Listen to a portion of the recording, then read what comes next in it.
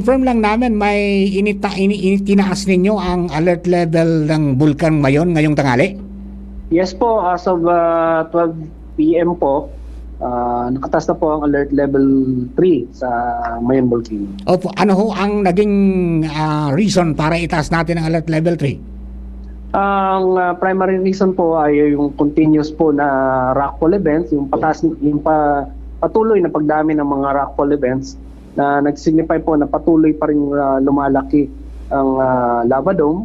At ilan po sa mga rockfall events na ito ay nag-generate po ng mga pyroclastic density current or pyroclastic flow dito sa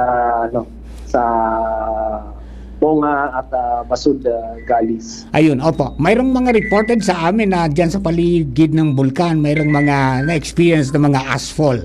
Ito ba'y galing mismo sa bunganga o dala ito ng paggulong ng mga bato? May mga reported na mga bayan, mga lugar dito sa Albay na nakaranas nga po ng ashfall or pagbagsak ng mga abo.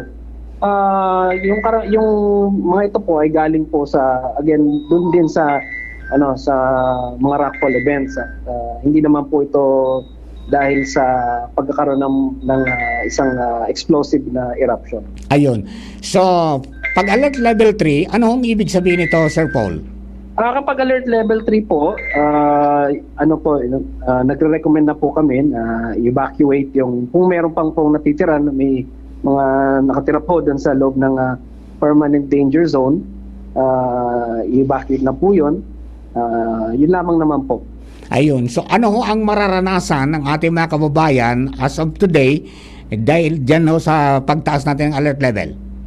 So, sa ngayon po, patuloy pa rin po yung pagbaba or paghulog ng mga bato na galing sa crater ng Mayon Volcano.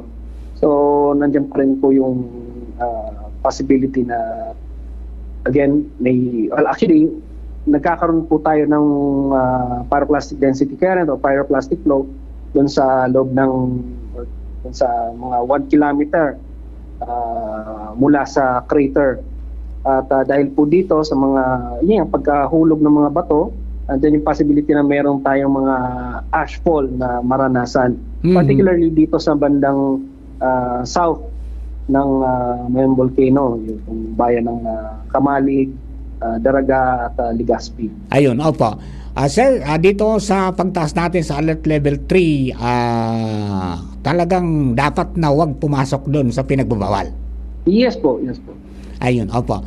Doc, baka po may dagdag kang panawagan sa ating mga kababayan, sa ating mga disaster officials. Go ahead po.